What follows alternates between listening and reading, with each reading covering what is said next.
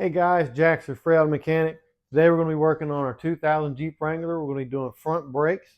I got a set of brake pads and rotors from Detroit Axle. I ordered a kit. Got a link down below for it if you want it. I was pretty ecstatic. When I open this box up, let me show you here. Not only did it come with brand new rotors, brand new pads, but it came with brake parts cleaner and brake fluid. I've not ever seen that before. I don't recall it being listed. I'll have to go back and double check that, but that's a nice surprise. Before we get going, I will point out that you're going to need a couple of tools. You'll need a pry bar or a big screwdriver. You're going to want a 12 millimeter socket and ratchet, or a wrench with a really long handle maybe. Some kind of a wire brush. And then you're going to need some parts lubricant that's specifically designed for brake parts. I'll put a link down below for this as well. This is some really good stuff. If you might have seen it in some of my other videos I use, it's purple. It keeps everything nice and quiet when we get done. We don't want any squeaking and carrying on from our brakes. After all, they're new. They shouldn't make noise.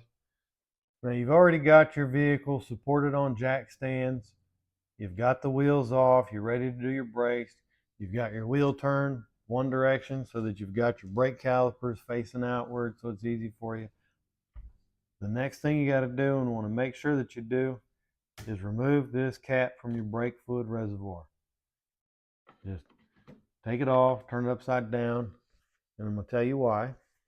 Whenever you go to compress your calipers, it's going to push that fluid back up into the reservoir, and if it's sealed, it's a lot harder to push those pistons in on the caliper.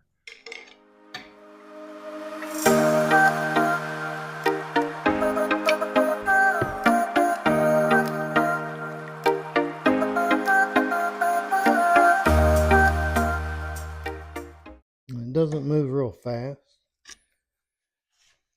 You can see it's created quite the distance.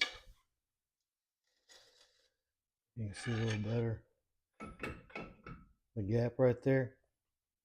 Now you could go ahead and take this off and then worry about compressing the piston in later. If you are able to, now's a good time.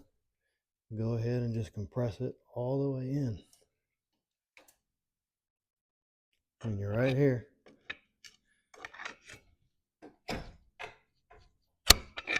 And now your piston is compressed completely. Then we can go ahead and remove these two 12 millimeter bolts.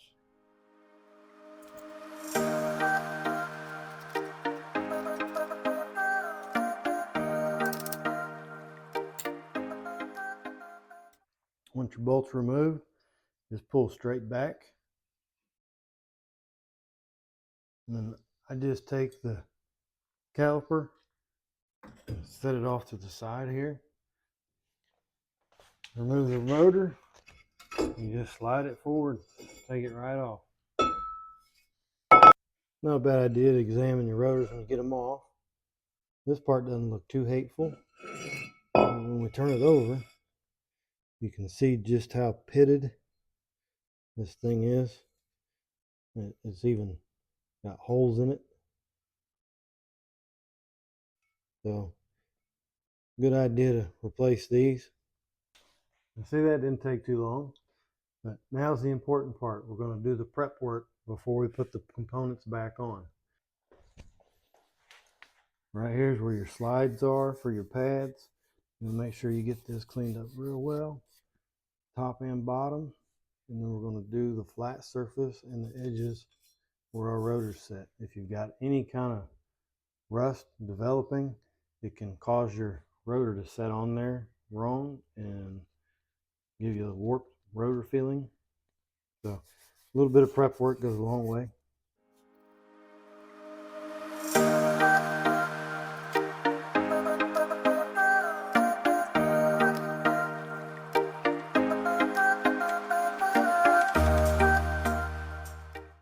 Now we're going to need to prepare our rotors.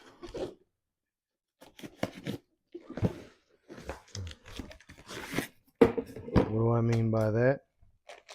We're going to take these gorgeous looking slotted and drilled rotors.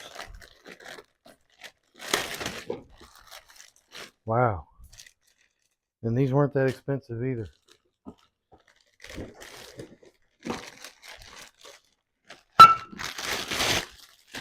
Now, each one of these rotors needs to be sprayed with brake wash and wiped down. They put a special coating or oil on these to keep them from rusting. So you got to wipe that off. And like I said before, they supplied the brake wash. I've not ever had that happen. This is a really nice kit. Wasn't expecting it. So to clean these, you can use a paper towel or a shop rag, whatever you got handy. You can spray directly on the rotor if you need to, or you can spray on your shop rag. It really doesn't make a difference.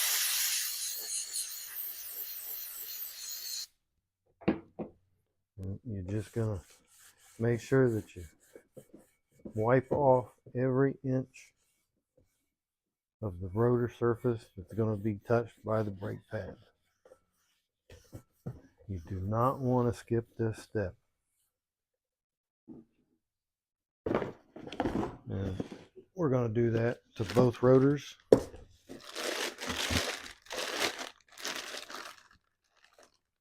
We've got our rotor ready. Now we need to get our caliper ready. To do that, we need to remove our old brake pads.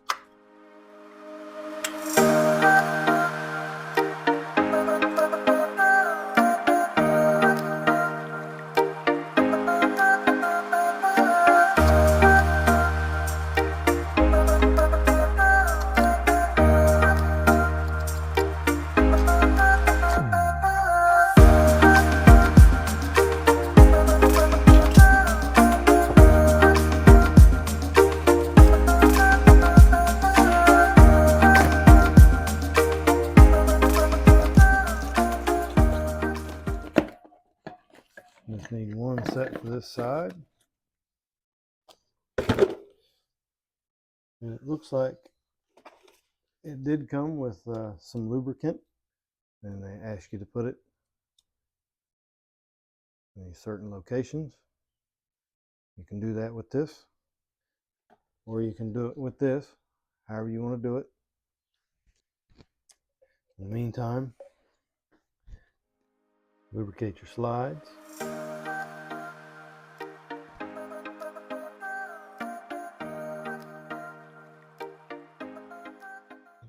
And it doesn't take a ton, but you want to make sure that you get it evenly coated.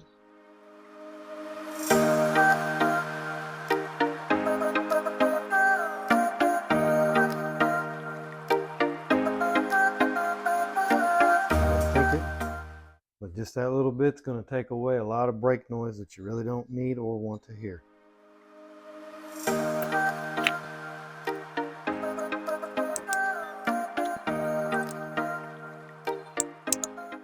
Now we've got our caliper loaded.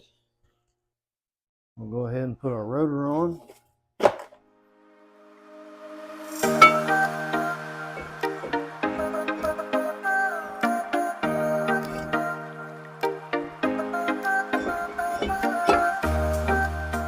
So I was just getting ready to put the caliper on, and something I overlooked is I've got the wrong side.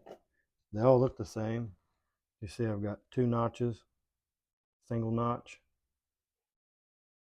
So I've got the wrong pad on there. I just need to swap this pad out real quick to put the double notch in first.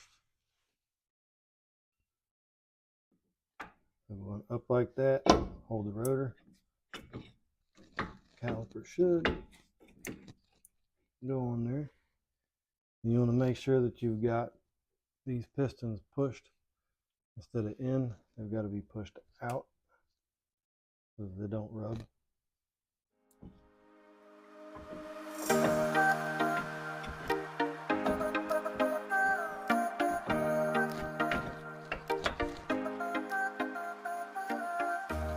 Once you get it lined up, you just put your bolts back in, same way you took them out.